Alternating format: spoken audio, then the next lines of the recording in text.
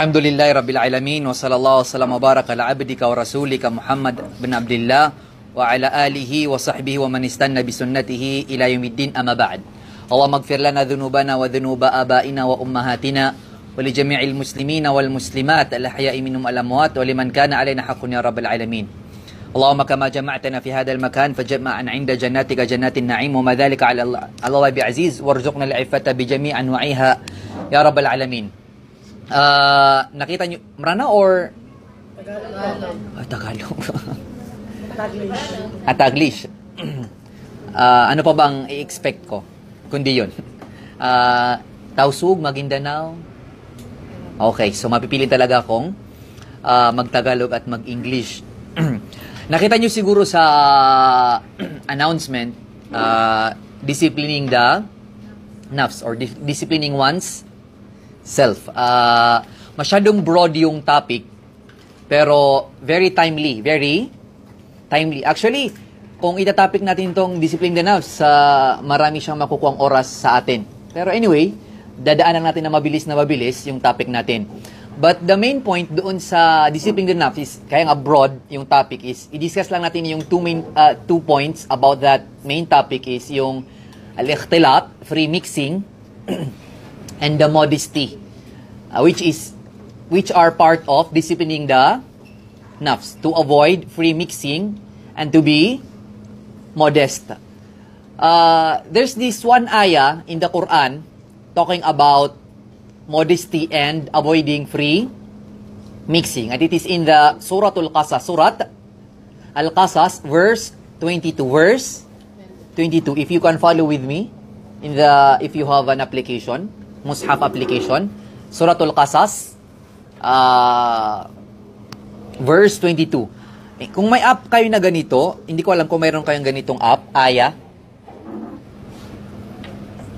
Maganda siya kasi may English siya na translation. I don't know if you have it. Ganito. Aya. Yan yung icon niya. At siya yung nanalo ata na best Mushaf application sa Kuwait recently. So maganda siya. Sabi ng Allah subhanahu wa ta'ala dito sa verse 22 sa Surat Al-Qasas, Allah is talking about Musa alayhi salatu wasalam. Yun yung may sinuntok siya na lalaki sa Egypt at namatay agad. Isang suntok lang namatay agad yung lalaki. Tumakbo si Musa alayhi salatu wasalam kasi nga gagantihan siya. Sinabi ng Allah, "Walamma tawajjaha ila tilqa Madyan wa qala asa rabbi ay yahdini sawa as-sabil." And when he directed himself toward Madian, the place kung saan siya pumunta after ng Egypt ay tinatawag na Madian, he said, alayhi salatu wasalam, "Perhaps my Lord will guide me to the sound way." Subhanallah, pati yung mga nabi, kailangan nila ng sound way. Pati yung mga nabi, kailangan pa rin nila ng guidance from Allah subhanahu wa ta'ala. Lagi pa rin silang humihingi ng guidance sa Allah. So, kung yun yung, if that is the situation amongst the Prophet, alayhi salatu wasalam, that they are still asking for guidance from Allah, even though they are the best of people, the prophets. But they are still asking for guidance. So, ibig sabihin, mas kailangan nating humingi ng guidance. So, kung yung mga prophet, humingi pa rin ng guidance sa Allah, maliligaw ba yung mga prophet? Hindi. Pero kailangan pa rin ng guidance ng Allah. So, million more times na mas kailangan natin ng guidance ng Allah. Don't tell me na dahil hafidha ka, dahil hafidh ka, dahil alim ka, dahil abla ka, nakatapos ka sa Saudi, alim, parents mo alim. Di ba may ganyan tayong connotation? Parents ko na alim. And then what? Bakit? Pag nakapasok ba siya ng paraiso, kasama ka, buy one, take one? It's never the case. Pamilya kami ng mga ulama, and then what? And then what? Pakiko. Ang itatanong sa'yo, sino ka sa araw ng paghukom?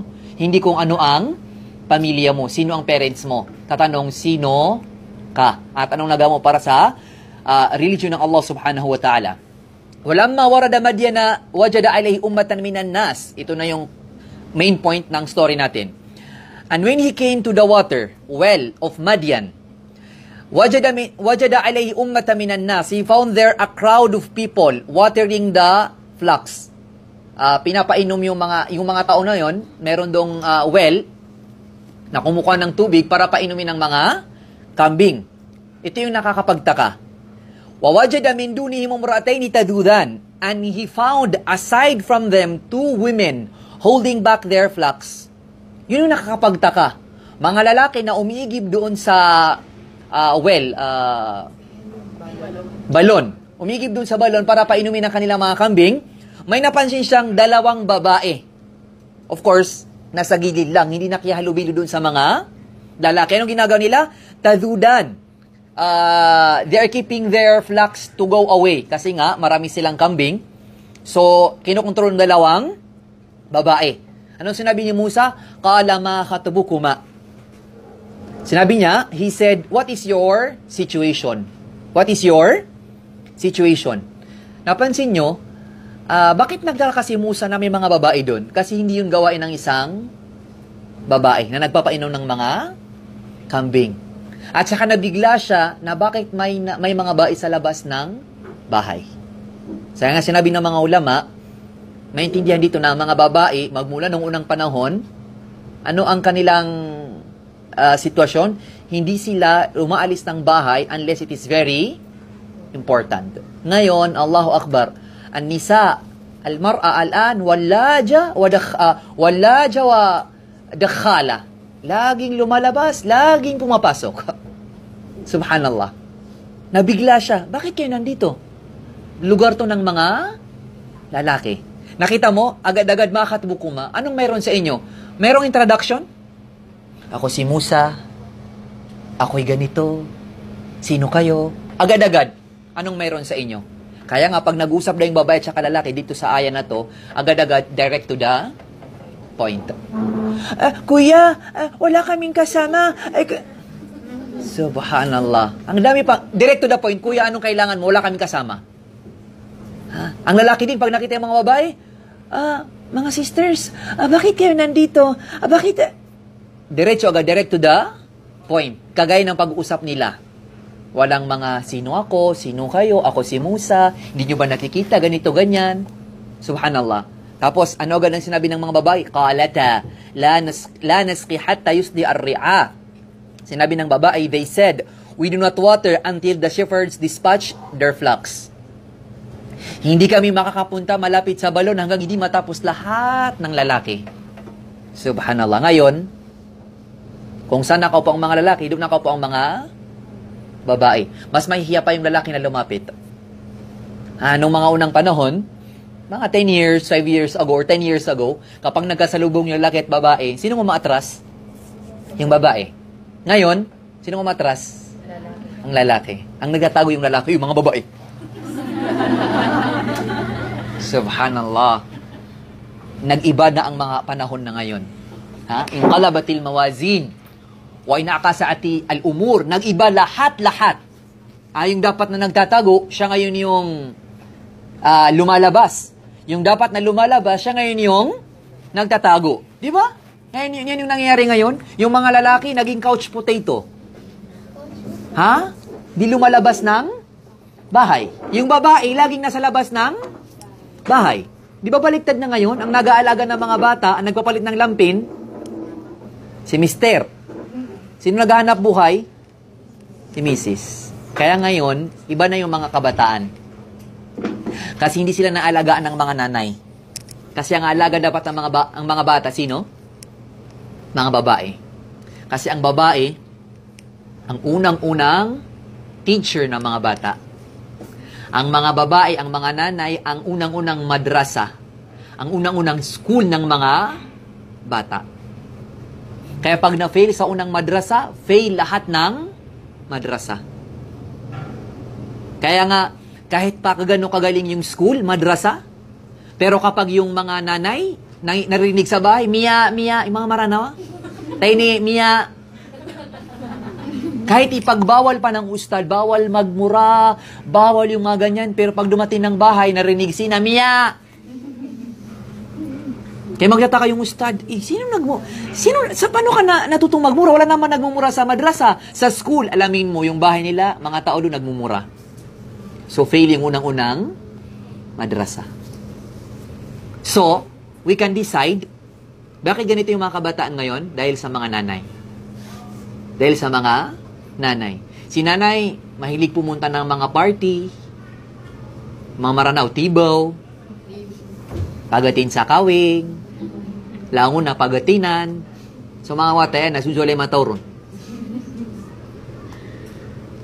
Alam kung sino yung nakipaghiwalay, alam kung sino yung nakapag-asawa, pero yung mga anak na hindi niya alam, anong nangyayari sa kanila? Uy, yung mga kapitbahay natin, alam mo ba? Yung mga anak mo, alam mo? Subhanallah.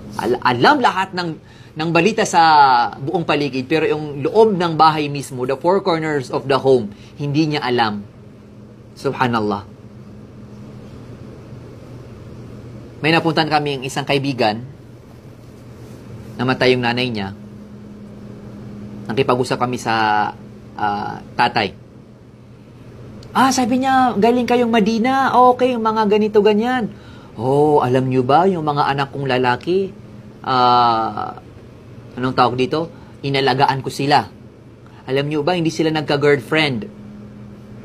Kasi bakit? Inutos ko sa kanila na huwag niyong sirain yung mga babae. Kasi may mga kapatid din kayong babae. Huwag mong kalimutan yung nanay mo. At kung wala ka mang kapatid na babae, or patay na yung nanay mo, magkakaanak ka ng babae. Or kung hindi ka man magkakaanak ng babae, meron kang asawang babae. Kaya respetuhin mo ang babae. Kasi kung anong ginagawa mo sa iba, ganunin ang gagawin sa iyo. You reap what you sow. You harvest what you planted. Tapos sinawagan ko yung kaibigan ko kasi wala siya doon. Sabi ko, wow ha, naalagaan pala kayo. Hindi pala kayo nagka-girlfriend since birth. Hindi lang alam ni tatay. Kung alam lang niya. Subhanallah. Kung alam lang niya. Nakita mo? Anong tingin sa kanila na natata nila? Masya Allah, mga sote. Mga clean. Malilinis ang mga budhi. Kasi daw, hindi daw sila naka-girlfriend, naalagaan daw sila, sinabi na alagaan yung mga babae. Anong sinabi ng anak niya mismo, kung alam lang niya. So, it makes us very much sure na in general, yung mga parents, hindi nila kilala ang kanilang mga anak. Would you believe that? Yes. Kayo mga kasabihan dati na ang pinakamay alam sa anak, yung tatay, long ago. Nawala na yung generation na yon. Kasi noong mga panahon, alam mo yung anak mo kasi wala naman silang nalalabasan ng mga mall, walang mga gadget. Allahu Akbar. Ngayon, yung anak nasa loob ng kwarto. Akala mo, wow, mashallah, yung anak ko hindi lumalabas. Pero lahat ng picture nasa Facebook.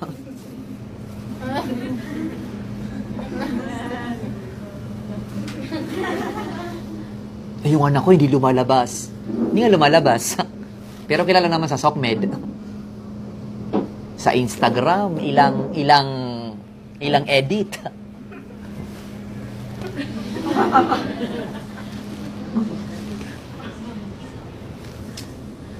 Subhanallah. Allahu Akbar. Nga hindi lumalabas. Pero sa social media lumalabas. Which is much worse. Kasi nakafocus sa kanya. Di ba? Kag pumunta ka sa mall, may nakafocus ba sa'yo? Wala. Pero sa social media, screenshot. Ha? Tapos yung mga babae pa ngayon, sila pa yung umuunang makipag-chat. Sila pa yung nagko-confess ng mga feelings. Ha? Pero na mga kaibigan, Ustad, tingnan mo nga to. Ang MMK. Ustad, simula pa nung high school tayo. Nung hindi ka pa naturel. Inalagaan ko ang feelings ko sa'yo. Ito, ya Allah. Ya Allah. Ngayon mas lumaki kasi nakita-kita na ikaw na nag-iimam. Ado, ya Allah. Tingnan mo, hindi lumalabas. Pero saan lumalabas? Sa SOCMED. Subhanallah. Yung mga panahon, walang kinakausap yung anak mo, sigurado ka. Pero ngayon, with all the headphones, Akala mo ikaw ang kinakausap, yung pala may headphone dito. Ano yun? Ay, sorry, hindi pala ako. Subhanallah. Allahu Akbar. Yung mga phones natin ngayon, subhanallah. Yung mga pics natin. Yung isang murid ko, sabi ko sa kanya, binigyan mo siya ng teaching subject. Sabi ko, ito yung turo mo. Yung subject niya, 1 time a week lang, dumadaan, in a week. Sabi niya, Usa, ditong ibibigay mo sa akin, 100 pages. Yung klase natin, 3 months lang. So, ilang Tuesday yun? So, hindi ko may tuturo yung 200 pages. So, mayroon ako, summary, the same topic, pero summarized. Mas maganda kasi ilang pages lang, 16 pages. So, pwede ko siyang ituro within 3 months, 4 times a month. Sabi ko, go, patingin. Tapos, pinakita niya sa akin yung phone niya sa images. Wala akong nakitang picture niya. Wala akong nakitang picture niya. Sa pinakababa niya yung scroll. Tapos, yung mata ko, sabi niya, walang picture niya. Tapos, yung murid ko na yun, mashallah, isa yun sa pinakagwapong estudyante ko. Sabi ko, subhanallah, nakakaya naman yung phone ko. Lahat-lahat picture.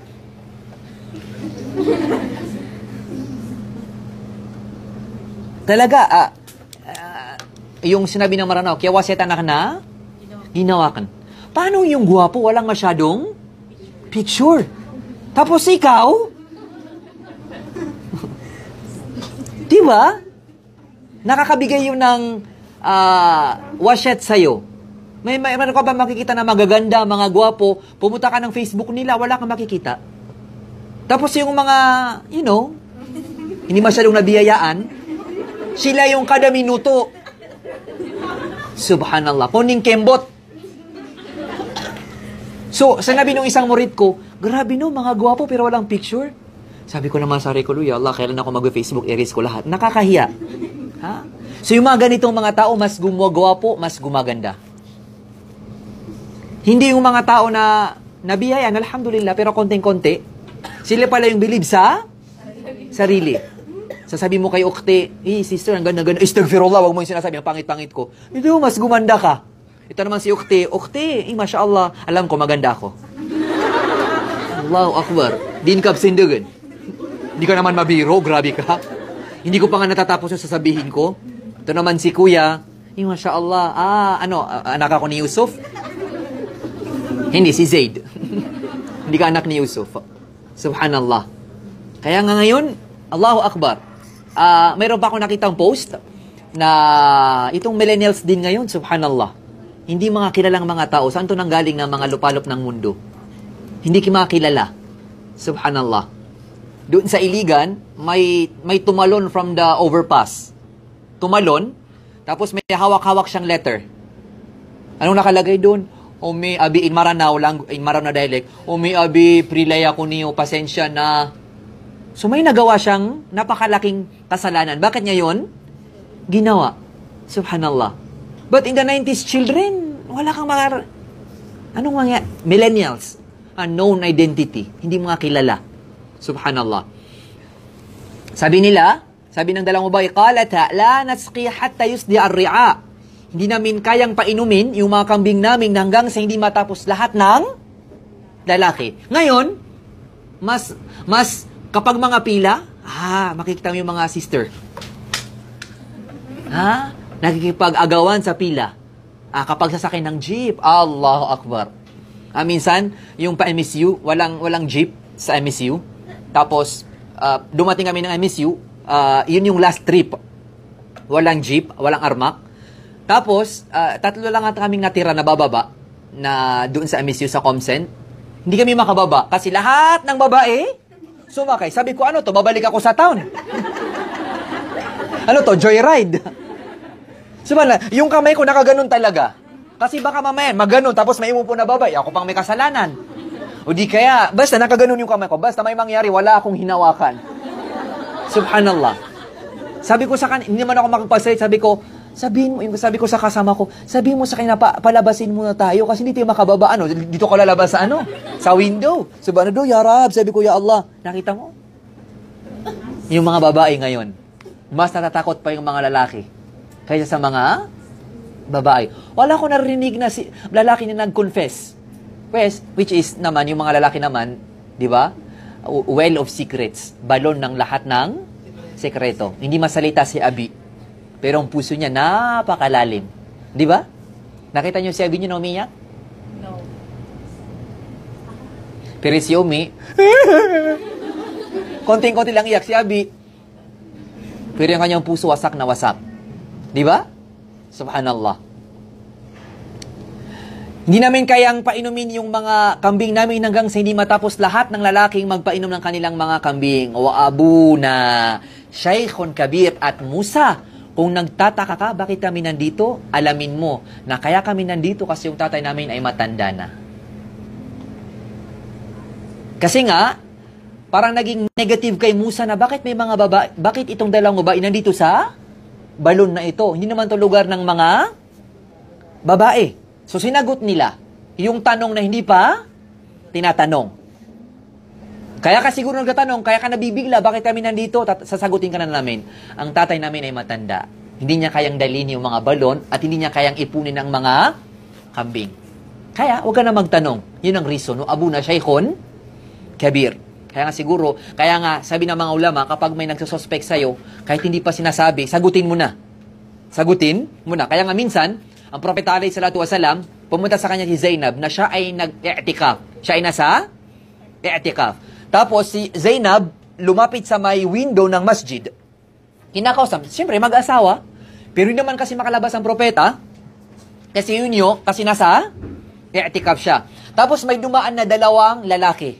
May dumaan na dalawang lalaki. Pagkadaan nila, na nakita nila na nakikipagbulungan ang propeta sa isang babae, agad-agad silang naglakad ng mabilis.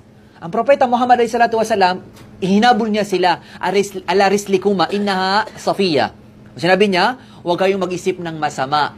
Yun yung asawa ko na si Safiya. Di ba? Agad-agad. Pero ngayon, Allahu Akbar, makikita mo sa dalawang table.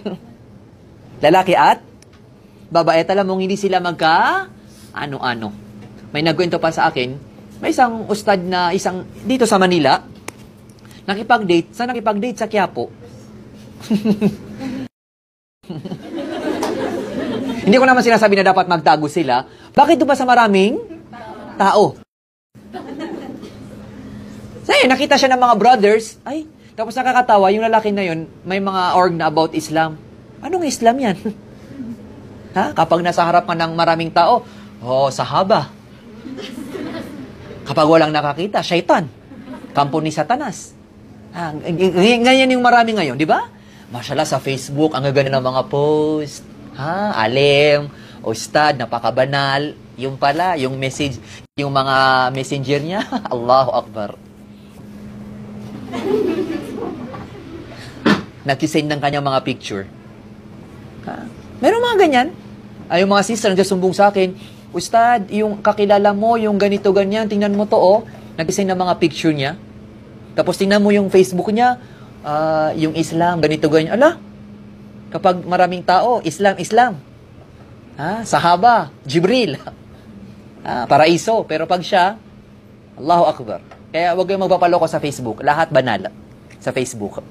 Subhanallah. Pero, Allahu Akbar. And our father is an old man. Kaya kami nandito. Kasi hindi kaya ng tatay namin. Sinabi ng Allah, Fasaqalahuma, being a gentleman, being a prophet, so he watered their flocks for them. Siya na yung nagpainom doon sa mga kambing ng dalawang babae. Thumma tawalla ila dhil, and then he went back to the shade. Subhanallah. Siya ay nagtago agad. Wala siyang hinintay na kapalit. Wala siyang hinintay na, salamat to. Wala. Agad-agad umalis. And this ayah also teaches us what? Ikhlas. That you do for Allah, not for other people. You do good, not because you wait for thank you. No. You do good because Allah wants you to be good. That's it. Huwag kang maghintay ng kapalit. Kasi tayo ngayon, lumabas, hindi nagpasalamat. Hindi nyo narinig. Wala hindi nagpasalamat. Hala, last na to. Walang utang na loob. Ha? Subhanallah. Tingnan mo si Musa. In some verses, ang dami natin natuturan. Avoiding free mixing, modesty, and then what? Ikhlas.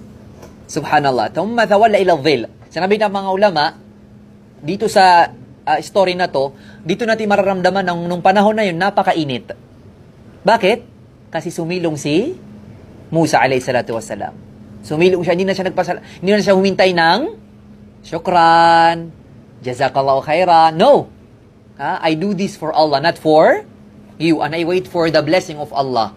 Hinihintay ko yung kapalit from Allah at hindi yung para sa inyo. Kasi yung mga tao, maliban na lang doon sa mga iginaid ng Allah, na mahal ka niya ngayon, bukas ayaw na niya sa'yo. Ganyan yung tao. Ha? Makita lang ng isang mali, ikaw ng pinakamasamang tao. Where in fact, all this time, napakabuti mong tao sa kanya. But for Allah, just a drop of cry. Just a drop of cry. Tears of cry, you will be haram in hellfire. A drop of tears. Just a drop. Will be haram in hellfire. Itong babae, nagkasala sa kanyang asawa, hindi ka naman kapatawad. Umalis ka, wala kang kwentang babae. Si lalaki naman, nagkasala sa asawa niya, iiyak. Awa ka, dab ko din naman, madabong tali naman, pangit. Lumabas ka. Tingnan mo, but for Allah, just a drop of tears. Haram ka na sa hellfire. Pero yung tao, umiyak ka man ng dugo, Allah. So that is why, do not please other people, but please Allah alone. Because if you please Allah, everyone else will be pleased with you. And I don't care if other will hate me. Ha? Hindi kayo magpapapasok sa akin sa paraiso. Faqala. Here, we can see the connection of the prophets to the Allah. Sinabi ng propeta Muhammad sallallahu, and then he said, nung sumilong siya, sinabi, "My Lord, indeed, I am for whatever good you would send down to me in need." Doon natin mararamdaman ng mga propeta, lagi silang nakakonekta sa Allah. In everything that they do. Sinabi niya na, "Rabbi, inni lima anzalta ilay min khairin faqir." Ya Allah, lahat ng blessing mo, lahat ko kailangan. Lahat ko kailangan. Ngayon, tayo, parang hindi natin kailangan ng blessing kasi may bahay naman tayo. Lahat na kayo nakatapos. Okay na. Subhanallah. Pero yung mga prophets, Ya Allah, kailangan na kailangan ko ang lahat ng blessing mo. Kahit ano pang ni'ma yan, kahit ano pang blessing yan, kailangan ko yan. Why? Kasi nasa isang lugar siya na wala siyang kakilala. At hinahabol pa siya ng mga Egyptian. Kasi nga, papatayin din siya. Taking for example, ikaw pumunta ka sa isang lugar, wala kang kakilala, tapos wanted ka pa, hinahanap ka, wala kang makain, wala kang trabaho, nothing. Kaya nga sinabi ni Musa, Ya Allah, lahat ko kailangan ng blessing mo. Agad-agad, tingnan mo, kaya nga itong prayers na to, sa verse 24 ng Suratul Qasas, kapag in need ka, i-prayer mo to. Kasi ito yung prayer ni Moses, nung time na kailangan niya ang help ng Allah. No one was there to help him, but only Allah. Right after that verse 24, here comes verse 25. Anong nasa verse 25? Faja'at su'ihdahuma. At dumating yung isa sa dalawang babae. Dumating yung isa sa dalawang babae, magkapatid. Ano yung sitwasyon ng babae? Yung babae nung dumating sa kanya, subhanallah, tamshi alastahya. Walking with shyness. Subhanallah. Hindi pa nakakapagsalita, nahihiya na. Ngayon, yung mga babae, Allah. Ano tanuso? Ano tanuso? Allahu Akbar. Subhanallah. Ay, wait, hey! Subhanallah. Kaya nga sabi ng isa sa mga estudyante ko, yung mga babaeng malalaki yung boses, malaking bunganga, pedicab. Why? Kasi yung pedicab, malayo pa, alam mo na. Katulad ng mga babae. Uy, darating si Zainab. Bakit mo alam? Pakinggan mo. Nga, nandito na. Pedicab. Itong babae na to, paglalakad pa lang niya, modesty. Ano pa kaya pag nagsalita? Walang lalabas na boses. Sa sobrang modest. Tamsya lastihya. Di ba may mga taong mga ganyan, paglalakad pa lang. Nahihiya yan. Bakit mo alam? Tinan mo yung paglalakad niya, nahihiya na. Tamsya lastihya. Walking with shyness. Ngayon, anong tinuturo sa atin ng media? Walk with confidence. Subhanallah. Parang naglalakad sa catwalk. You see? This media right now is making us crazy. Making us away from our religion. With confidence. Ha? Kailangan yung babae ganito, ganyan. Whereas, nasa Quran, kailangan yung babae pag naglalakad with shyness. Qalats, nagsalita siya. Inna abi, indeed, my father, yad'uka, invites you. Why? Why my father is inviting you? Liyajziya ajra ma saqaita lana. So he may reward you for having watered for us. Let us scrutinize the ayah. Qalats inna abi. She said what? My father. Hindi niya sinabi na, I am inviting you. Ano sinabi niya? My father is inviting you. Tingnan mo, pati sa mga choice of words niya, makikita mo na may modesty. Malay mamala, malay kaya. My father is inviting you. Ngayon, yung babae, ay punta ka sa bahay. Bakit? Basta punta ka sa bahay. Subhanallah. Pati sa choice of words, makikita mo yung babae na may modesty. Liyajziyaka ajra ma saqait. And then also, she mentioned the reason. Para hindi mag-isip ng masama si Moses, kasi may mga lalaki din na assuming. Bakit kaya nila pinapamunta ko sa bahay? Ay, sira yung pump nila. Ikaw magre-repair. Huwag kang assuming. Ha? Sinabi niya, para hindi na mag-isip ng ibang-ibang kung ano pang pag-iisip ni, bakit nila ako in-invite? Baka kaya kaibigan nila yung mga pinatay ko, baka may plano sila. Para ibalik sa'yo ng aking father, aking tatay yung kabuti na ginawa mo para sa amin. Falamma ja'ahu wa qassa alayhi al-qasas qala la takhaf. Tapos pagkadating niya doon sa tatay ng dalawang babae, kinuwento niya na ako'y tumakbo dahil ganito, ganyan, ganyan. Anong sinabi ng lalaki? La takhaf. Ha? Fear not. Huwag ka nang matakot. Najawta min al-qawmi adh-dhalimin. You have escaped from the wrongdoing people. Marami pa yung napag-usapan doon na dito sa ayat na to. But let us stop there. Dito sa ayat na to, ito yung pag-uusapan natin sa mabilis. Ito yung avoiding free mixing and modesty. Alam niyo yung modesty, pagkamahiyain, di ba? So tigo maranawa bilang tadi. Bilang ataw. Yung mga mother natin, before, super addict sila sa what? Kambilan tadi. Kambilang ataw. That is why, di ba nga, I don't know if you, kasi mga taga Manila kayo, no? Doon sa Marawi, kapag nag-ingay yung isang bahay, ano sasabi ng nanay? Kinuha siringan. Kaya. Huwag kayong mag-ingay, marinig kayo ng kabilang bahay. Nakita mo? Yung mga parents natin, kung gaano sa kanila kaimportante yung pagtingin sa kanilang maraming tao. Ngayon, kahit anong mangyari, wala akong pakialam. Anong isipin nila? Di ba yung mga maranaw? Nakakahiya. Wala akong pakialam. Kahit sino pang makarinig. Maraming tao, maraming nakakainunutan. Kaya marinig nila. Subhanallah. Sana yung mga pagiging edukada, yung mga subhanallah. Ito namang ikhtilaf, itong free mixing. Subhanallah. Makikita mo yung babae nakanikab, nakaabaya, pero close sa mga lalaki. Bakit ka pa nagabaya? Sana nagpantalon ka na lang. Subhanallah. Kasi pag nakaabaya ka, nakanikab ka, it already sends the connotation, I am a Muslima. I am a practicing Muslima. Respect me because I respected my self. Pero pag nakita mo, kausap niya si Muhammad, kausap niya si Amr, kausap niya si Zayd, kausap niya si Ahmad, kausap niya si Akiyuto, kausap niya si Akiyuto, tapos walang barrier, tapos eyes to eyes pa. Oh, ayun. Subhanallah. Anong natirang haya? Nakita nitong babae? Paglalakad pa lang niya, nakakahiya. Nahihiya na siya.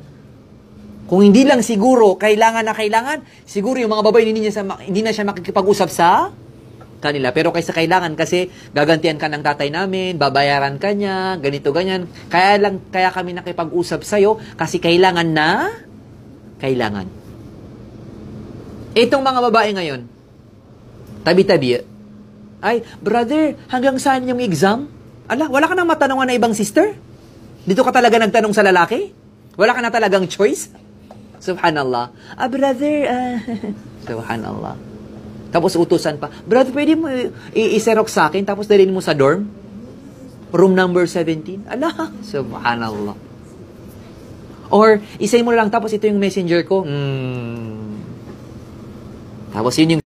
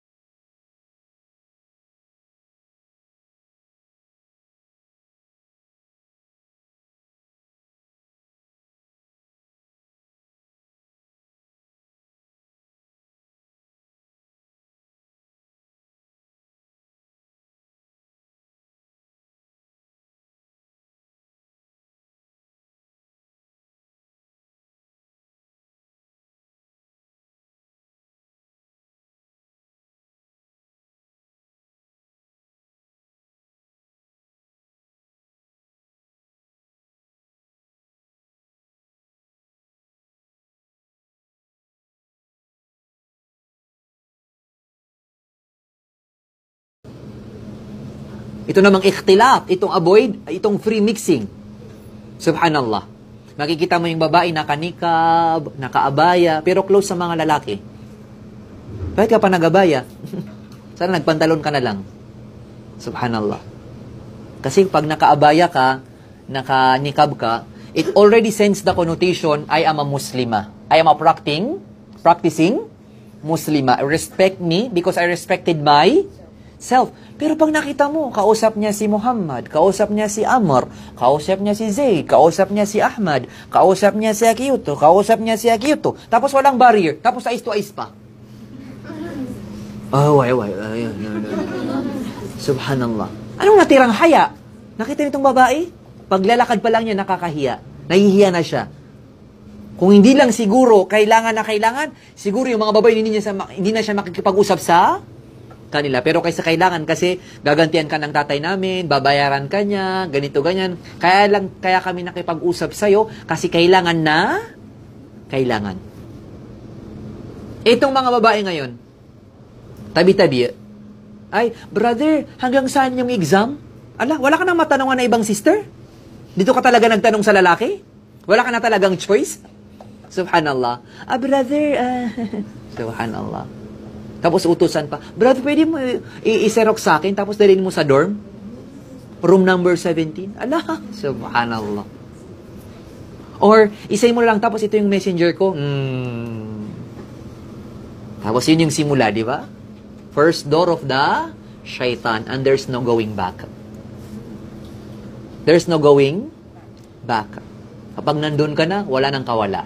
Kasi nahuli ka na ni shaitan.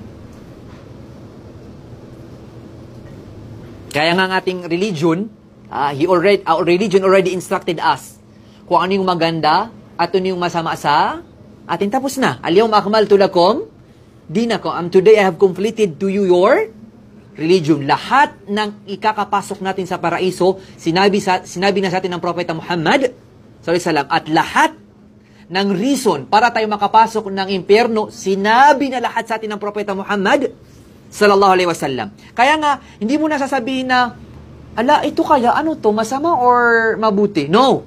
Tinuro na sa inyo ng Propeta Muhammad sallallahu alaihi wasallam, taraktukum ala mahajjatil bayda. I have left you with too much clarity. La yazigu anha illa halik. Ang maliligaw lang dito sa aking religion ay yung niligaw ng Allah. Kasi ang religion natin ay very much clear. Walang eclipse, ha?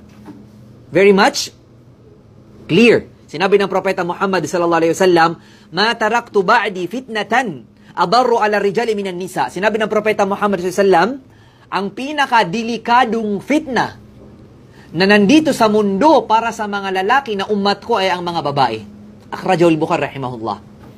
Maliban pa sa fitna ng pera, fitna ng dunya, fitna ng politics, fitna ng ganito, ganyan, at ang pinakamalaking fitna na iniwan sa atin or naiwan sa atin na pinahiwatig sa atin ng Propeta sallallahu alaihi wasallam ay ang mga babae.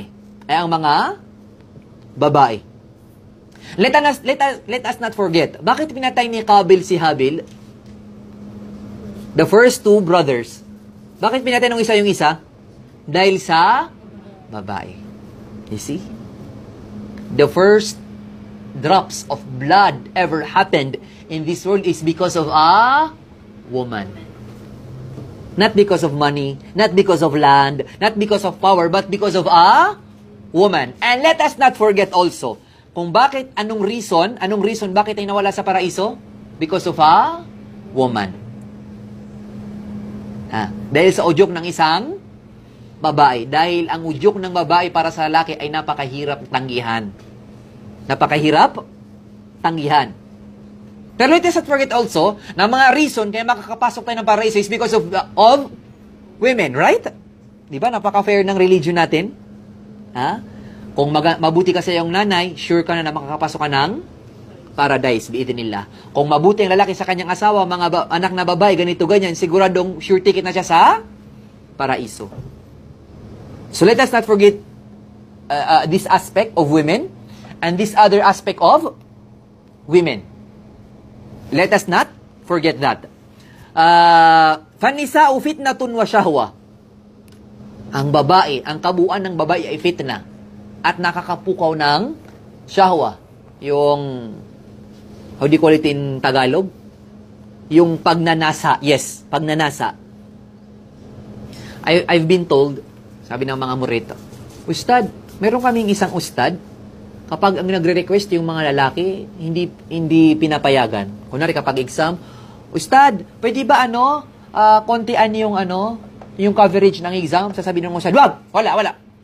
Pero pag mga baba, Ustad! Okay, ano yan? Subhanallah. Ang udyok ng babae ay napakahirap tanggihan. Subhanallah. Kaya nga siguro kaya nga yung babae kapag nagamit sa mabuti, napakabuti. May isang kwento na mayroon daw isang leader ng unang-unang panahon.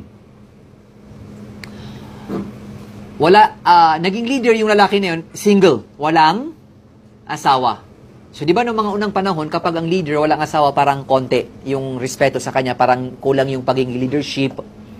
Mag-asawa ka para mas respetuhin ka ng mga tao at mas dumami pa yung kakampi mo kasi yung pamilya ng babae magiging kakampi mo, pamilya mo, tutulong sila sa oras ng mga kahihirapan, ganito, ganyan. Sabi niya, sige, hanap niyo ako ng the most noble family in the land. So may nahanap sila agad-agad. Tapos sinabi dun sa pinaka-ate na anak, mag-ayos ka kasi darating si leader, si king, ganito, ganyan. So nag-ayos naman si ate. Nakita naman ng king, okay, nagustuhan ko siya. Pagkaalis ng king, sinabi ng ate doon sa nanay, Nay, hindi ko gustong mapangasawa si king. Ayoko, hindi ko gusto. Kahit magalit kayo, ganyan-ganyan. Paano tayo? Magagalit yun, ganito. Baka mamaya, kulong yung tatay mo, kunin yung mga yaman natin. Dumating yung pangalawang anak na babae. The younger. Ano sabi niya? Omi, ako na lang.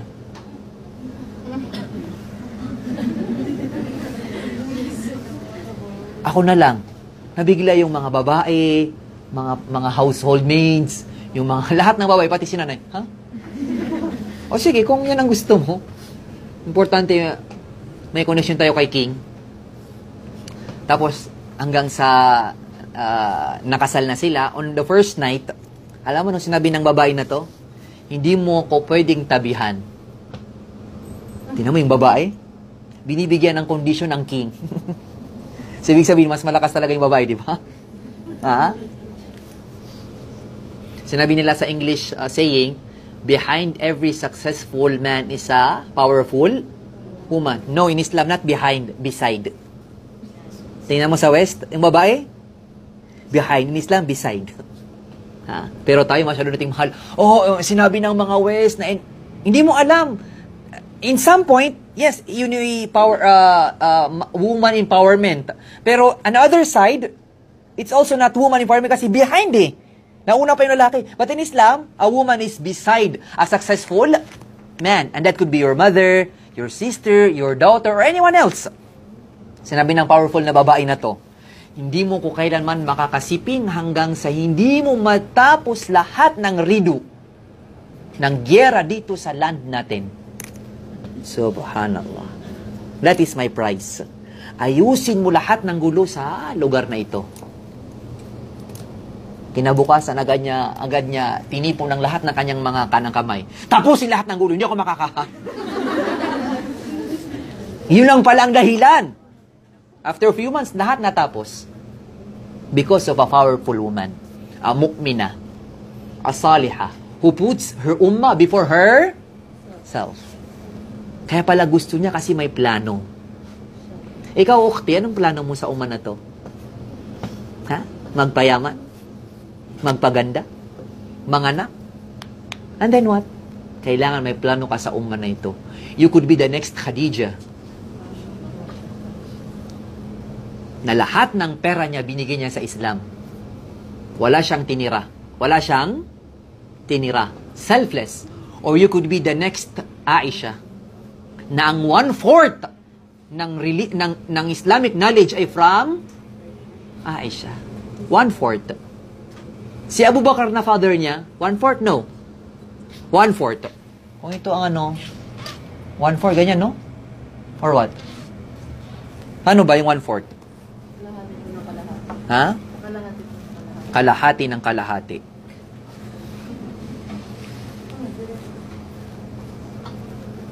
Ganyan. Ito. Aisha. At itong tatlo na to, lahat ng knowledge ng sahaba. Ito. Ito lahat sa sahaba. Ito lang kay Aisha. Ito kay Aisha. 1/4 ng knowledge ng Islamic Sharia ay from a woman. So anong sinasabi ng mga West na woman empowerment? Nauna ng Islam. More than 1,000 of years ago. Bakit mo pa kailangan mag-rally, sister? Na magtatawag ka ng mga woman empowerment, nauna na dyan ang Islam. Hindi ba nga, yung paradise, nasaan? Nasa paan ng mga mother? So anong woman empowerment ang kailangan mo? Ng paraiso, woman empowerment pang kailangan mo. Subhanallah.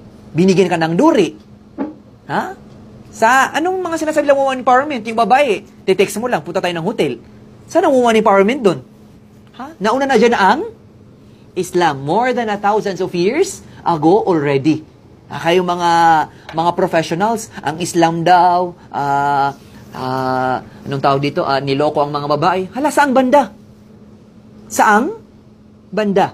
Sila nga ang sure way para makapasok ang tao ng paraiso. Di ba nga, yung hadith na narinig natin na ang pinaka-deserving na tao sa ating best attitude, sino? Your mother. And then who? Your mother. And then who? Your mother. 3 times. And then 1 time lang yung mga father. So ano pang kailangan mo na women empowerment? Nandoon na. Subhanallah. Yung sinasabi natin na woman empowerment.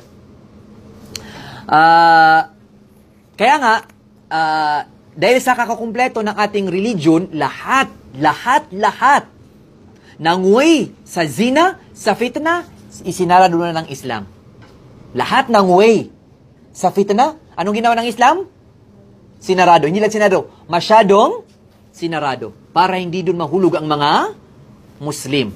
At isa doon sa malaking fitna, na isinirado ng Islam ay ang free mixing of both sexes. Iniharam yan ng Islam. As you can see, more than, I don't know, ang pagitan ng Prophet Muhammad sa Musa alayhi salatu wasalam, ilang thousands of years, nung time pa nila, alam na ng mga tao na hindi pwede magtabi ang lalaki at babae. Noong mga time ba ni Musa, mayroong bang mga University of Harvard? Merong bang mga Oxford? Merong bang mga universities na nagtatawag ng women empowerment? No, meron na sa kanilang women empowerment. And that is to keep them safe. Kasi pag ang mga babae kasama yung mga lalaki, they are never safe. Parang yung kambing, pumunta sa'yo yung tiger, ako nang mag-aalaga ng kambing mo. Ibibigay mo sa ano? Sa tigre? Parang yung lalaki, ante, ako na bahala sa anak mo. Siya nang bahala. Wala siyang ititira, pati buto. And that is woman empowerment. To keep them away from men. That is having them much power. Kaya nga, sa pinakamalaking ibada sa Islam, ipinaghiwalay ang lalaki at babae. Ngayon, makikita natin sa mga Western countries, subhanallah. Sinong imam? Babae. Kasi women empowerment. No, it's not women empowerment. Binigay mo ng power yung mga babae. Saan naman yung power ng religion? Kinuha mo for the sake of women. No. For you to have a power is for you to be religious. That's all. Kaya naging powerful ang mga sahaba because they were rich? Because they were full of degrees? They were leaders? No. The Sahaba conquered the world because they were religious. Because they were religious. They put first the religion above anyone, above anything, and anyone else. Sa masjid, makikita mo na rin sa Facebook, magkatabi yung lalaki at babae. Subhanallah. Anong next? Kung nag-iimam man ng babae, kasi nga, ginagaya natin yung mga ibang religion. Kasi nga, di ba sa Christianity, nagtatawag na rin sila ng mga pari na babae. So, gagawin na rin nila sa Islam. Subhanallah. So, anong natira? Wala nang ginawa ang mga tao na to, maliban na lang nagagawin ng mga Muslim. Latattabi'una sana naman kana qablakum. Sinabi ng Propeta Muhammad SAW, lahat ng gagawin ng Ahlul Kitab, the Jews and the Christians, ay gagawin ng mga Muslim. Subhanallah. At naging totoo yun. Nakita mo, naglagay sila ng mga paring babae. Mayroon rin gagawin ng mga imam na babae, imama. Mayroon tayong makikitang bilala. Subhanallah. Allahu Akbar. Kaya nga na sinabi ng Propeta Muhammad sallallahu alaihi wasallam, kapag lalabas yung mga lalaki at babae, anong sinabi ng Propeta Muhammad sallallahu alaihi wasallam? Istaakhirna. Magpahuli kayo mga babae. Huwag kayong makihalubilo, huwag kayong dumikit sa mga lalaki. Fa innahu laysa lakunna an tuhaqiqna at-tariq. Tahaqaqna at-tariq, hindi sa inyo yung gitna ng mga daan. Anong sinabi ng Propeta? Alaykunna bihafatit tariq. Ang mga babae, ang lugar nila ay mga gilid ng mga daanan. Pero ngayon, di ba? Ang mga lalaki saan? Sa gilid. Ang mga babae? Sa gitna. Allahu Akbar.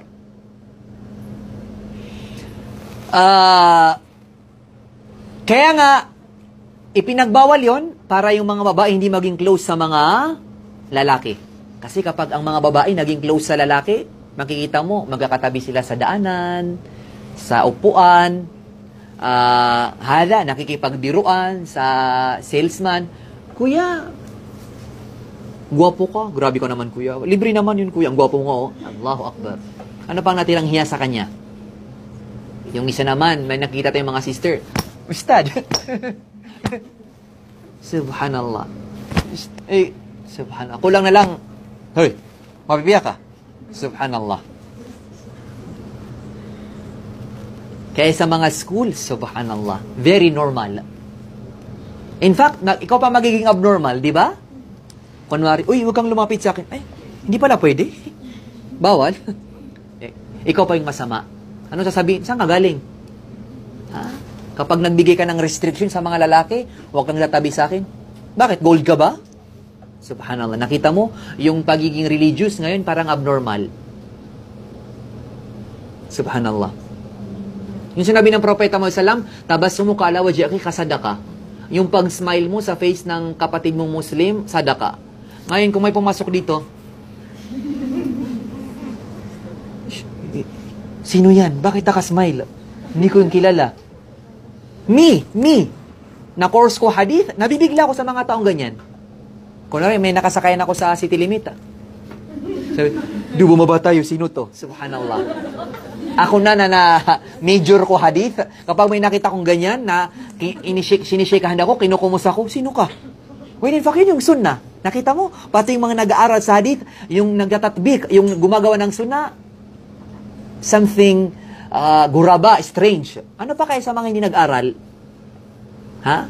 Di ba? Ngayon, kung may mag-shake sa'yo ng hanang hindi mo kilala, pero nakakumbunga, sino ka? Kasi nga, ang naisip mo lang mag-shake yung kaibigan mo, kakilala mo. May nakita kong post, may naipuno ng mga mutanakibat sa Marawi, mayroon silang gathering. Tapos yung sister na yon, younger daw. Tapos bumaba daw siya sa Basak Malatlat, if you know. Bumaba daw siya, tabi niya, mga ate, pagunang korkano, assalamualaikum. Hindi niya sila kilala. Tapos nagkatitigan daw sila. Tinuruan niya tayo. Really? Ha? Dapat ito yung mga ginagawa natin. Tapos ngayon, kunwari, kapag nagpapaalaman tayo, una na kayo? Sige, ingat. Saan yung assalamualaikum? Saan yung ma'assalama? Saan yung fi amanillah? Di ba yung Manila, saan ang galing? From the word? Fi amanillah. In the, how do you say it in English? In the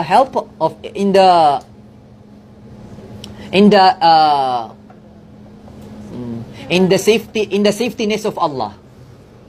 In the safetyness of Allah. It means that we are going to meet and Allah is going to keep us safe. Saan yun napunta? Yung fi amanillah kapag naghihiwalay tayo. Sa atin, bye! Bye-bye! Di ba yung mga bata? Oh, bye-bye ka! Bye-bye! Inutos ba yung magsalam ka? Wala. Buti pa mga Christian. Oh, bless, bless, bless. Mano po, lol. Tinuturo pa yung mga batang Christian yung mano po. Ngayon, papasok yung bata, hay na, mapipiyak ka. Tinan mo, walang mga lesson. Buti pa yung mga Christian, tinuturo yung mga bata na mag-bless. Huwag kang papasok ng bahay kung hindi ka muna mag-bless. Ngayon, dinaamoy mo tatanda, hey. Subhanallah. Tapos sinasabi natin na we have the Islam. No, we don't have the Islam. Just in name. Just in name. Subhanallah. Ito yung mga sa mga school. May napagturuan akong senior high doon sa Marawi. Nanonood sila ng video. Babae, lalaki. Babae yung naka-hold ng phone. Tapos nandito yung mga lalaki. Subhanallah. Ano pa natirang modesty? Na siege, na massacre, pinatay, nilibing, sinako, ihulog sa Pasig River. Namatay ang modesty sa karamihan sa mga babae. Subhanallah. Wala nang hiya. Kahit sino na lang kausap. Yung may naririnig pa ako ng mga org. Just last week, may nag-chat sa akin na sister, Ustad, yung group, yung org namin Islamic, pero free mixing. Ano yun? Pinaghalo yung Paradise at Hellfire. Islamic org daw, pero may free mixing. It's like, yung sabaw ng manok nilagay sa baboy, tapos kakainin. Or, baboy, ang kinain lang or ininom lang yung sabaw, pero hindi kakainin yung laman kasi bawal. Ano pala yung sabaw? Ha? It's like that. Ha? Islamic pero may free mixing. So anong Islam ang dinadaawan nyo? It's everything but not Islam. Tapos mayroon pang org, nakakatawa itong mga org na itong mga Islamic. Sabi pa nung leader nila, ano lang tayo, semi-Islam. So, semi-Islam, yung isa, semi-kufr. Ano yun? Semi-bid'ah. Kasi isang taga-junior ko sa Maarif, sabi niya, Amir, mayroon ako natin na group, in-invite kami, sabi niya. Tapos yung leader namin, yun daw, yung group daw na Islam, pero not all Islam. Sabi ko, ano yun? It's all or nothing. It's all or nothing. Walang ganun. Udukulu fi silmi, kafa. Enter Islam as a complete. Wag lang yung Muslim ka lang pag five prayers. Pero yung ugali, walang Islam. No. Islam is not just ruku, sujud, fasting, jihad. No. Islam is a way of life. If I find someone who is praying 5 times a day pero napakasama ng ugali, it's not Islam. Meron ka nakikita na nakanikab pero matapang sa mga parents, it's not Islam. Ha? Ustad pero nakikipag-girlfriend, it's not Islam. Ano pa kaya itong semi-Islam? Ano itong semi-Islam? Natawa ako nung sinabi niya. Sabi ko, wallahi ustad, sinabi niya yun. Kaya nga umalis ako eh. You can prove that. Sabi niya, marami kami nakarinig. Semi-Islam. So ano to? Darating yung time, 1/4 Islam. Di ba meron na rin mga half niqabi? So anong next? 1/4? Niqabi. Ano kaya magiging itsura ng ano? Kasi dito, di ba? Full niqab. Tapos naging half niqab. Nakikita niyo yung ilong. So next, ganyan. Anong next? Ganyan. Tapos next, ganyan. Horizontal, eh? Anong next? Horizontal niqab. Vertical niqab. Subhanallah. You see that? Ha? Lahat na lang ng Allahu Akbar. Hindi ko alam. Where are we going? Where are we going? One thing is for sure, it's not the way for Jannah. Fashion abaya. Abaya with fashion. Saan pala narinig yung mga fashion? Di ba sa mga model? Coca-Cola body, ganito, ganyan. Tapos nilagay sa abaya. Fashion abaya. You see that? White and black. Sunnah and bid'ah. Kufr and Islam. Jannah and nar. Subhanallah. Fashion, abaya. Nauso pa yung mga abaya na butterfly. Anong next? Crocodile. Ha? Lion abaya. Kasi meron daw mga Subhanallah. Hindi ko na ano. Saan to papunta? Butterfly, ant. Subhanallah. Itong mga school na pinopromote yung JS, nung time namin, 90s children, JS lang yan. Ngayon, JSP. JSP prom. So, ano din yung mga katamaran. JS nung sa amin. JS. Tapos naging JSP. Nalaglagay yung prom. Subhanallah. Ano kayang ginagawa sa JS prom? Tahajjud. Ha? Kiraatul Quran? Ha? May mga dancing. Wallahi, what is happening, people? Tell me. I do not understand. Mayroon kami binisita ni Omi, na mga tunganay. Sinabi, wala dito si Bapa. Sabi niya, saan? Hinatid sa MSU yung anak niya kasi mag-JS. Tatay, hinatid ang anak para JS, para magzina. Tapos nag-rent pa ng gown, 5,000. Nakita mo, yung pagpasok ng NAR, 5,000. Gumastos ka pa. Yung pagpunta ng Paraiso, libre. Tapos hindi pinuntahan. What is happening, people? Ginawa na lahat para makapasok ka ng paradise. Hindi ka pumasok. Pero bumili ka ng ticket para sa concert, para uminom ng beer, para magzina, nagbayad ka para lang makapasok ng hellfire. Subhanallah. Really, what is happening right now? What is happening right now? Na'udhu billahi min dhalik. Tapos sabi niya, anong masama kapag nagalo-halo yung babae at lalaki? Nakita mo? Ano daw masama? Lahat masama. Ha? The word itself ay sama na. Tapos sabihin niya, parang ang hirap pagbawal kasi nakasanayan na. Hindi lahat ng nakasanayan nagiging okay. Saan to? Kapag nasanay na akong kumain ng baboy, magiging okay. Ustad, hindi ko kayang iwan yung pagkain ng baboy kasi nakasanayan na. Ang paninigarilyo. Ustad, hindi ko kayang iwan kasi nakasanayan yung paninigarilyo. Saan to? Lahat na ng bawal pag nakasanayan nagiging halal. Ustad, mahirap yan kasi nakasanayan. You see that mindset? Na kapag nakasanayan ang hirap-hirap, ipagbawal? Bakit yung mga sahaba, di ba, ang inumin nila, ang tubig nila, what? Beer, wine. Kasi bare-bareles ang kanilang mga iniinom. Sinabi pa nga nung naging haram yung wine, alcoholic drinks, sabi niya parang nagkaroon ng munting ilog sa Madina. It means talagang ang dami lang uminom ng alcoholic drinks, pero nakayanan nila. Pero bakit hindi natin kaya? Here comes, someone will say, kasi mga sahaba yun. Kaya nga dapat mas gawin natin, kasi mga sahaba yun. Hindi tayo mga sahaba. Mas kailangan natin gawin. Subhanallah.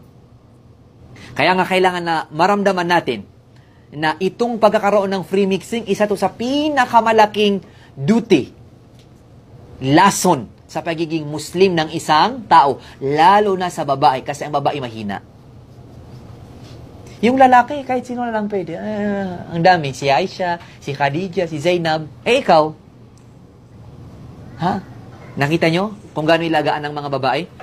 Sa Islam, laging sinasabi na yung mga lalaki may hurul ain, di ba? Hurul ain sa paraiso. May nababanggit pa para sa mga lalaki? Babae? Wala. Kasi yun ang mga babae, mahihiyain ang mga babae. Isipin mo, sinasabi na ang mga lalaki kapag nakapasok ng paraiso, mayroon silang 70 hurul ain. Normal. Pero isipin mo, babae kapag nakapasok ng paraiso, mayroong 70 lalaki. No, hindi yung sinasabi. Kasi ang babae sa kanyang normal na pagiging babae, mahiyain. Kaya nga ang Allah pa kanyang pinarangalan ang mga hurul ain sa paraiso, hurun maksuratun fil khiyam, mga hurul ain na hindi lumalabas sa kanilang mga place sa paraiso. Allahu Akbar. Nasa paraiso na sila, hindi pa sila lumalabas ng kanilang place. Bakit sila pinangaral ng Allah? Kasi nga masyado silang mahiyain. Sinabi ni Ibnul Qayyim rahimahullah, wala rayba anna tamkinan nisa min al-ikhtilatin birijal aslu kulli baliyatin wa shar. Kapag pinabayaan ang mga babae, sinabi ni Ibnul Qayyim rahimahullah, na makihalubilo sa mga lalaki, ito yung simula ng lahat ng fitna. Kapag nakipaghalubilo ang mga lalaki sa mga babae. Wa huwa min a'zami asbabi nuzulil 'uqubat al-amma. At ito yung pinakamalaking dahilan kaya dumarating ang galit ng Allah subhanahu wa ta'ala kapag ang mga babae ay nakipaghalubilo sa mga lalaki. Ngayon, bagitin natin kung saan natin nakikita o yung mga kasamaan ng pagkakaroon ng free mixing. First is yung pagkakaroon ng free mixing everywhere. Siguro kahit sa mga madrasa, di ba? Free mixing. Kahit saan na. Kahit sa mga madrasa. Free mixing yung babae at saka lalaki. Merong mga murit na nag-uusap-usap magkakaibang madrasa. Sabi nung isa, nagbibiruan sila, sabi nung isa, alam mo sa amin, sobra kaming close sa madrasa namin. Sobra kaming close. Kasi nag-usap-usap sila, sa amin close kami, kasi pag may mga exam, nabibigyan kami ng mga pointers. Sinabi naman nung isa, ibang madrasa na murit, nagbiro, sa amin mas close. Paano mas close? Pati babae at lalaki close. Lalaki at babae, close. Hanggang sa lalaki na ang mahihiya. Kasi kakalabitin ka ng babae. Shh. Ano yung exam natin? Subhanallah. Allahu Akbar. Subhanallah. Mayroon ko nabalitaan na isang madrasa, ever since, kapag nagkaroon sila ng intrams, magkasama yung lalaki at babae. Doon sa madrasa na yun, ever since na nabuo yung madrasa. Ngayon, just 2019, napaghihiwala yung intrams ng mga babae at lalaki. Sino ang reason? Sino ang cause? Yung mga graduate ng Princess Noura from Saudi Arabia. Nagturo daw sila doon sa place na yun, sa madrasa na yun. Kinaya nila lahat ng possible reasons. Ginawa nila ang possible reasons para na maghiwalay. They were successful. Napaghiwalay ang mga lalaki at babae sa intramurals. And that never happened before. You see the power of women? You can make change. You can make change. Tingnan nyo, yung sa mga kasalan. Subhanallah. Sa Saudi, never na magkakamix yung lalaki at babae. Ever. Never, ever, ever. Yung kunwari, kunwari, Saudi ako at yung kapatid ko na lalaki, never ko makikita yung asawa niya. Never ko makikita ang asawa niya. At hindi ko rin tatawagin yung asawa niya. Nakita mo yung konto natin, qalat ihdahuma. Fajat ihdahuma. Dumating ang isa sa kanila. Nalaman yung name? Never. So, hindi kailangan na malaman yung name ng babae. Never. Hindi kailangan. Kaya nga sinabi pa ng mga ulama, ikaw na lalaki, kapag ikinukwento mo or binabanggit mo ang iyong asawa, huwag mong banggitin ang kanyang pangalan.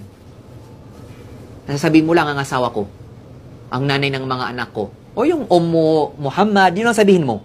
Si Ummu Muhammad, si Ummu Khalid, huwag mong banggitin ang kanyang pangalan. Kasi yun yung isa sa mga pagiging maalaga mo sa iyong asawa. Subhanallah. Kaya nga sinabi ng Allah subhanahu wa ta'ala, وَإِذَا سَأَلْتُمُهُنَّ Kapag tatanungin nyo silang mga babae, o kayong mga lalaki, kapag tatanungin nyo silang mga babae, mataan, kahit anong bagay, فَاسْأَلُوهُنَّ مِنْ وَرَاءِ hijab. Tanungin nyo sila with a hijab, not direct. Why? ذَلِكُمْ أَطْهَرُ لِقُلُوبِكُمْ وَقُلُوبٍ Because it is surely the best for your hearts.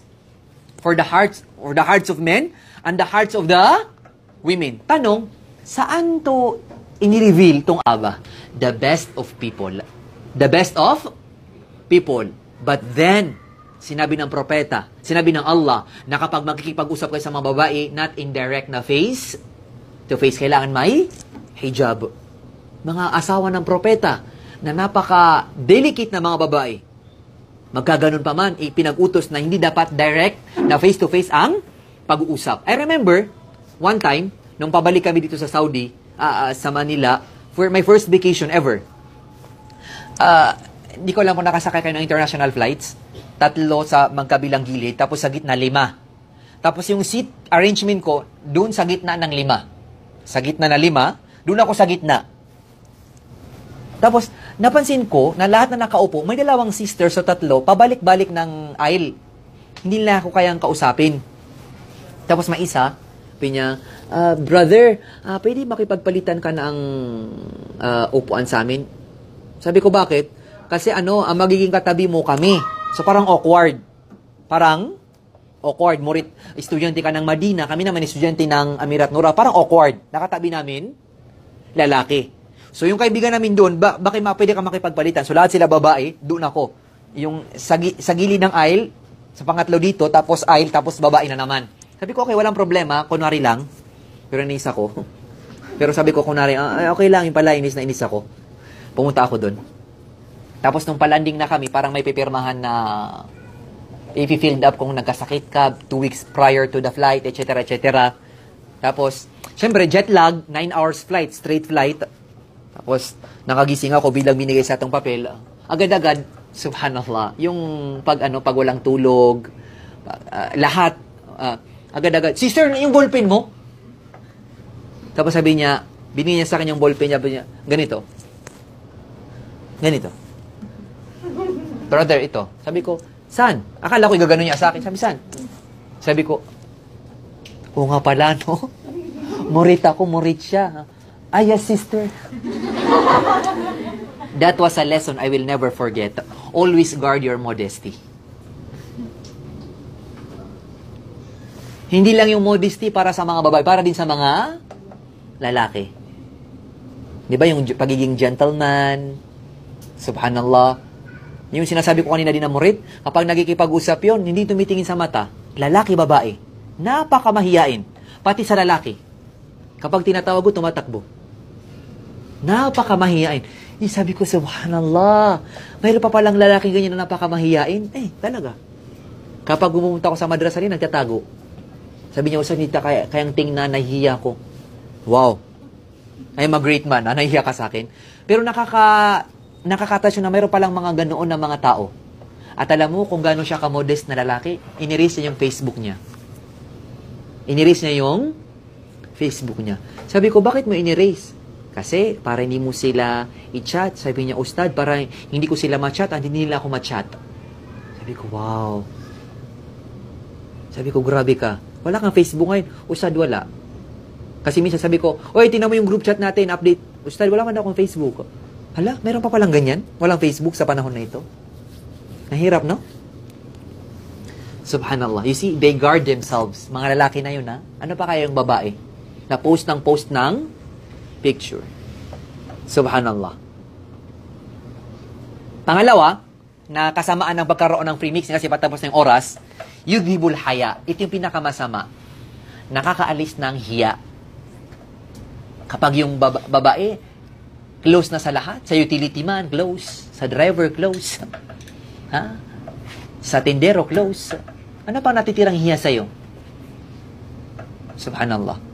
Nakakawala ng hiya. At pinapatay ang hiya ng babae. At ang hiya ng babae ay iyong korona. Di ba?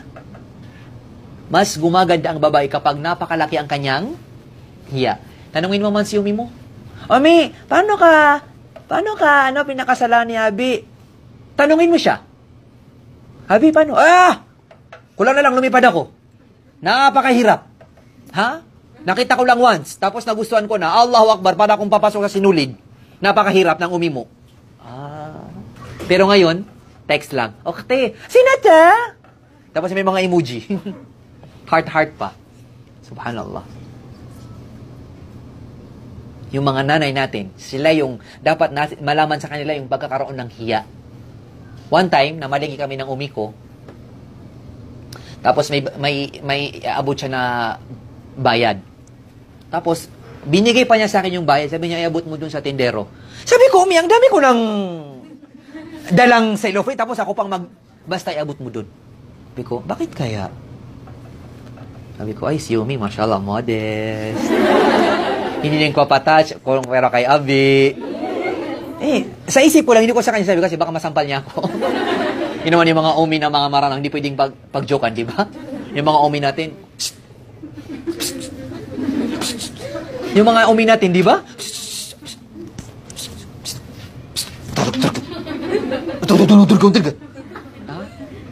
Mga nanay natin parang mga Marcos. Umi, isa. Hindi ka na pwedeng mag-sweet. Di ba yung mga marana hindi sweet? Umi, ito na eh. Kawata. Ang laki-laki mo na, tonggal. Umi, targa. Yung mga Umi natin, hindi natin pwedeng maging sweet, di ba? Kaya nga yung mga marana, hindi sila affectionate. Hindi sila affectionate. Yung pumunta ka kami, tapos matutulog kayo, tapos ihag mo, miya kayaw, siguro. The place, ro ka sa baba. Iya ka ligid-ligid kasi ka pa na. Walang mga ganyan. Ha? Walang mga ganyan. Ha? That is why, ngayong tayong new generation, let us make a change. Dapat, we are not Maranaos, we are Muslims. We are Muslim. Tingnan mo ang Prophet Muhammad nakikipagtakbuhan kay Aisha. Saan ka makakahanap ng lalaking ganyan? Sasabihin sa'yo ng asawa mo, honey, mag-jogging tayo.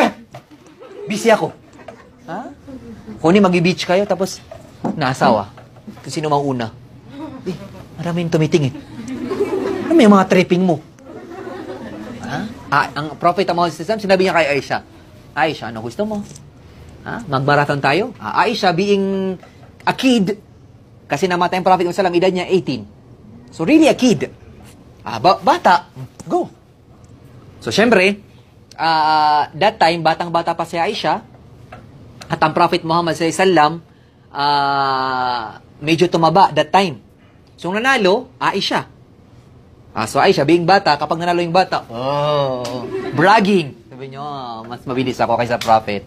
Ang Prophet Muhammad masaya kasi napasaya niya kayang asawa. After a few years, or many years, Aisha, anong gusto mo? Magmarathon tayo?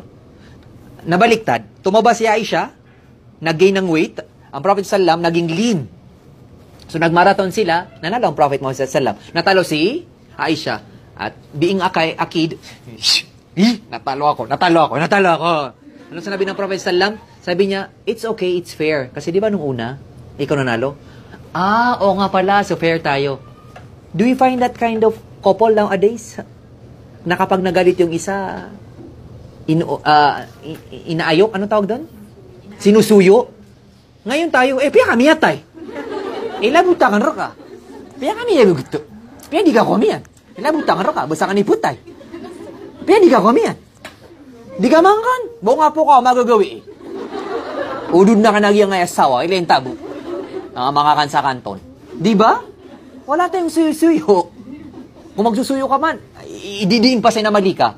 Ay, sorry. Di ba mali ka? Ay, oo, kaya nga sinusuyo kita eh.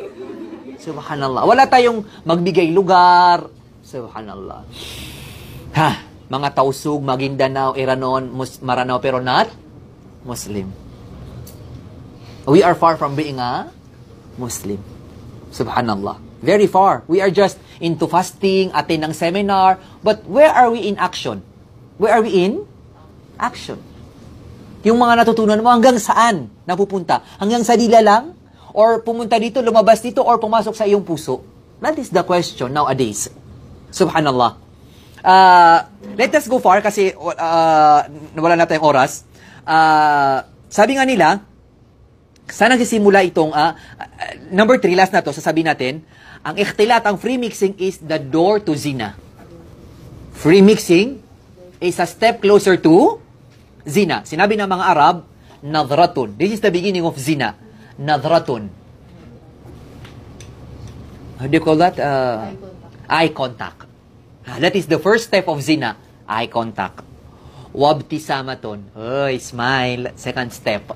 Smile. What is her third step to zina? Salam. Assalamualaikum, mukhti. Assalamualaikum, brother. Fourth step, talk. Kalam. Sister, tagasan pala kayo? Brother, dito lang kayo pala. Ito si umi ko. Yung pala si umi mo. Ito rin yung umi ko. Famaw'idun. And then appointment. Liqa. And then meeting. And then fill in the blanks. Never nagzina si lalaki at si babae unless ang umpisa ay what? Eye contact. Nakita niya si sister sa malaking place. Ay, ang ganda-ganda. Sino yon? Anong number niya? Sister, nakita kita kanina. Ikaw lang yung babae kanina nakita ko. Ang ganda-ganda. Subhanallah. Kaya nga, itong mga panahon na ito, ang free mixing ay napaka-delikado. Lastly, sinabi natin yung mga kasamaan ng free mixing. Ano yung dapat natin gawin? Ano yung dapat natin gawin? First is, turabbi at falaha ala tamasuk bidin al-qayyim. Discipline your children to Islam. Introduce Islam to them. Hindi yung, alam mo yung mga Muslim, ang alam lang, bawal yung baboy. Yung lang ang alam sa Islam, bawal ang baboy. Ha? Pero alam yung haram relationship, nakikipag-GF, nakikipag-BF. Ha? Alam na ang baboy ay haram. Yung ganyan, hindi mo alam? Yung sabi ni Brother Wael, napakagandang tanong, what can you say about haram relationship? Anong sinabi ni Brother Wael? What else? Sinabi mo nga haram eh. What else is to say? Haram na nga sinabi mo eh. What else to say? Haram relationship. When you're going to make it halal, by marriage? No, I beg to disagree. Karamihan sa mga BFGF na umahantong sa marriage? No, hindi umahantong sa marriage. Break up. Subhanallah. At ikaw, babae, hindi ka nahihiya sa future asawa mo? Marami nang dumaan sa'yo na lalaki? Marami nang nakahawak sa'yo? Marami nang nakapisil ng iyong pisngi? A'udhu billah. Wala kang hiya? Subhanallah. Respeto na lang sa iyong future husband. Yun na lang. Ha? Kahit hindi mo na isipin yung Islam, kasi mahirap siguro sa'yo, isipin mo lang yung future mo na asawa. May nag-chat din sa akin na, sister, Ustad, yung asawa ko, pinipilit ako kung nagka-boyfriend ba ako dati. Sasabihin ko ba o hindi? Kasi magsisinungaling ako. Pero sa nagtaubat ako, iniyakan ko na yan ng ilang beses. Sabi ko, sister, do not tell. Kasi nagtaubat ka na. Do not open those fitna. Those wounds that were healed millions of years ago. Bubuhay ng iyong asawa. Ito namang asawa niyang tanga. Bakit mo tinatanong sa asawa mo? Paano kung sinabi niya, nag-aapat ako na boyfriend? Ano ngayon? Nagalit ka. Nagagalit ka sa isang bagay na past, di ba? So you are actually keeping ghost alive. So make those ghosts ghost and never alive. Never alive. Mag-away pa kayo ng asawa mo. Kasi pag tinanong mo, nagkaroon ba ka ng boyfriend? Sabi niya, oo. Sino? Di ba? You will open doors of wounds, pains. Sino? Sabihin mo. Tapos pag tinuro niya, yung nag-jogging, kaya patay niyan. Di ba? Ikaw naman na lalaki, ikaw nag-umpisa, bakit ka nagtatanong ng mga tanong na hindi dapat? Tinatanong. At people, kapag nagtauba ang isang tao, para na siyang walang kasalanan. Always remember that. Kahit nagzina pa siya ng 10 beses, kahit nakapanganak pa siya ng zina ng 1 dosena, kapag nagtauba ang babae, it's like nothing happened. It's like nothing happened. Nakita niyo mga balik Islam, kapag nag-Islam, itatanong pa ba sa kanya pagkainin ng baboy? Pag-inom niya ng beer? No! It's all done, erased, white, clean, crystal clear. Never na yung itatanong sa kanya sa araw ng paghuhukom. Pero ngayon, bakit natin tinatanong yung mga past? Which is, nagtauba na tayo doon. Kapag tauba, ilibing na yan kasi napagtaubatan natin yan. Another chapter of life. And may Allah forgive us for all of our sins. That is the first one. Introduce Islam to your children. Kaya nga, hanapin, kailangan maging proud ang iyong mga anak sa Islam. Hindi yung kapag nasa school, inuhubad yung kung kasi nahihiya na siya ay Muslim ka, baka masabihan na may bomba, etc. No, make them proud of their religion. Second is, kailangan ituro na sa iyong mga anak ang ikhtilat ay haram from the very beginning. Sabihin na, from the very beginning, kinder pa lang, anak, huwag kang tumabi sa mga lalaki, kasi babae ka. Ikaw naman lalaki, from the very beginning, tell them that free mixing is already haram. And look for, as much as possible, hindi ko alam dito sa Manila, look for school na lahat same sex. Lahat same sex. Kaya nga sinabi ng propeta, sinabi ng mga Arab, man shabba ala shay'in, shaba alay. Ang sino mang tumanda sa isang bagay, doon na siya mamamatay. Anong sabi niya? Paano yung sa Tagalog? In English, all the habits die hard. Kapag yung isang bagay na masyado kang naging sanay doon, mahirap iwanan. Kaya nga, from the very beginning, make them see that free mixing is haram. In any way possible. Ito ring mga GC na may lalaki at mga babae. Tapos, sila ay nagaharutan. Tapos, sinatagpa ng mga lalaki yung mga babae. Aisha, tingnan mo itong picture natin. Nawala ng hiya. Kaya as much as possible, pati sa mga GC, nandiyan yung free mixing. Not just face-to-face, no, pati sa itong mga social media, platforms, nagkakaroon din dyan ng free mixing. Third one is, from the very beginning, make them feel na haram yung ikhtilat. Kaya nga sa Islam, di ba, pinaghihiwalay na yung lalaki at babae. Kapag nag-reach na ng 10 years old, yung anak na babae at lalaki, pinaghihiwalay na ng higaan. So, always remember that. Kung yung magkapatid, magkadugo, pinaghihiwalay sa higaan, why? Baka magkaroon ng fitna. Baka magkaroon ng fitna. Nakita niyo yung mga Christian, audhubillah, yung tatay binuntis yung anak, di ba? Audhubillah. Ha? Late na narinig ko na balita, ang lolo nabuntis ang apo. Audhubillah. Audhubillah. Nung nasa Saudi pa ako, kapag may yung isang Pilipino, ka-video call yung asawa niya, nagbibiro yung mga kasama niyang Pilipino, sabi niya, itanong mo, ilan ang anak niyo? Itanong mo, ilan na ang anak niyo? Kasi baka mamaya, binuntis na ni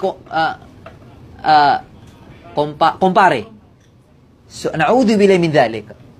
Di ba nakikita pa natin sa mga story na mga ganyan? Kaya pinatay ni ganito si ganyan kasi nakita niya na kinakasama niyo. Na'udhu billah. Kaya nga sa Islam, from the very beginning, inaram na yung mga ganyan. At kailangan itatbik mo, ipakita mo sa kanila with their own eyes. Kapag mga reunion, paghiwalay ng babae at ang lalaki. Hindi, wag mong isipin na dahil magbipinsan, okay lang, no. Kasi yung magpinsan, pwedeng, ikasal. Kasi ngayon, kapag sinabi mo na, nakita mo, ay, pinsan ko yun. Kahit na. Pati ngayong magkapatid, pinaghihiwalay ng higaan, ano pa kaya yung magpinsan? Mas lalong dapat, paghiwalayin. Tapos sasabihin niya, kami nang lumaki. Ano pala yung kapatid? Hindi kayo lumaki. Siya ikaw lang lumaki. Siya hindi lumaki. So, pinaghiwalay yung magkapatid, magkadugot pawis, iisa, ano pa kayo magpinsan na hindi na kayo magkadugo, di ba? Yung mga reason ngayon, sa amin ni Mia, kala, isa kami sa walay. Ano yung kapatid mo? Isa kayo ng tiyan na pinanggalingan. Mas may higit pa ba doon? But then again, pinaghihiwalay pa rin yun. Kaya nga pag may mga reunion, paghiwalay na sila para maramdaman nila na talagang haram itong free mixing. Isa sa mga estudyante ko sabi niya, alam mo, Ustad, kasi yung bahay nila napakalaki. Kapag daw nagmi-meeting sila magkakapamilya, doon sila nagmi-meeting sa bahay nila. Tapos 3 floors ata. Tapos may laking sala, ganito daw kalaki. Tapos may nakapasok ako sa bahay, tapos may stair dyan papunta sa taas, second floor. Kung dito daw yung sofa, magkakatabi yung magbipinsan. Magkakatabi yung magbipinsan. Lalaki, babae. At saka yung family nila, alam ba pa ganun sila ka-close? Sila lang din ang kinakasal. Yung mga papinsan kinakasal, yung mga, ganun din sila. Hindi sila lumalabas. Di ba may mga ganun na mga maranaw? Hindi sila lumalabas. Kapag sinabi mo na, may gusto ko sa iba, no, magagalit yung nanay mo. Kapag ikaw doon ka nagkinasal, doon ka na. Wala kami paki sa'yo. Ganun sila ka-close. In blood relation at saka in connection, talagang close kasi magkakapit bahay din sila. Yung murit na yun, kapag dumating yung tatay, na pababa pa lang mula sa stair, maghihiwa-hiwalay na sila. Kasi sabi nila, andyan na naman yung tatay mo napaka-stricto. No, it's not about being strict. It's about practicing Islam. No more, no less. It's just practicing Islam. Ito yung kasalanan natin ngayon. Kapag may nakita kang practicing Muslim, ano sasabihin? Strict. Police. Ha? Oy, sister, sino yung ka-text mo na lalaki? Ano sa tatag sa'yo? Pakialamera, minding others, business, sticking her nose to other things, na hindi dapat doon yung, subhanallah, nakita mo? Yung pag-utos ng mabuti at pagbawal ng masama, nagiging ikaw ang masama. Ha? Kapag sinabi mo na bawal yung mga ganito, ano sasabihin? Pabida. Siya lang yung tama. So, we are in that time na kung sino pa yung may concern sa'yo, siya pa yung nagiging masama. Pero yung kasama mo sa kabulastugan, kasamaan, best friend. Nowadays, we love fake people.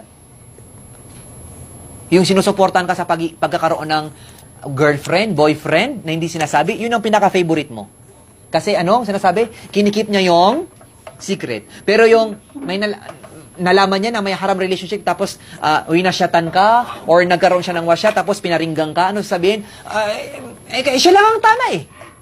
Siya lang ang magaling eh. Ganyan naman. Subhanallah. Ba't hindi ka magpasalamat na mayroong that someone that will make you see the truth, even if it is the worst, if it is the most painful. We love fake people, and we hate true people.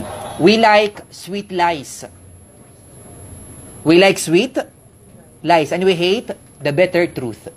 Subhanallah. So, please people, let us just wear Islam by our clothes, by our denims, by our hijab. Let us wear Islam to its truest form. In our words, in our actions, in our daily lives, in our 24/7 lives. Let us wear Islam. Not just that in our daily clothes. Kasi, really, this is the problem right now. Mayroon ka makikitang niqabi, hijabi, alim, ustad, very close to the opposite sex. Minsan may nakita kong program, in-approach nung isang niqabi, yung isang ustad, as in eyes to eyes. And I was looking to them. Is this happening? Sabi ko, very normal. Ustad, suka no turuan na. Where is the modesty? Can you not lower the gaze? And I read that something. Yes, men were ordered to lower their gaze, but we women are also responsible in how we are going to help them lower their gaze. Yes, yung lalaki naka-lower gaze. Pero pag, Ustad, brother, hi, paano siya maglo-lower? Ano gano'n na lang, upper gaze. Kasi nilower niya na, Ustad. So let us help them lower their gaze. Paano siya maglo-lower ng gaze? Lahat naka-gown. Lahat naka-perfume. Lahat naka-makeup. 7 layers. 7 faces. 7 lapis. In our own dialect word. Paano tayo maglo-lower ng gaze? Really, it's really hard, people. But let us help each other. Let us help each other. Yes, we were ordered to lower our gaze, but help us lower our gaze, not to look at to something. Kasi if there's something to look at, it's really hard to lower the gaze. But if there's nothing, like nakanikab, ano mo, titingnan mo, ilan yung pilik mata niya? Gano'n ka ganun? So let us help each other. And I hope we have learned something in this quick lecture. And thank you very much again and again for the Mujadidat. Assalamu alaikum wa rahmatullahi wa barakatuh.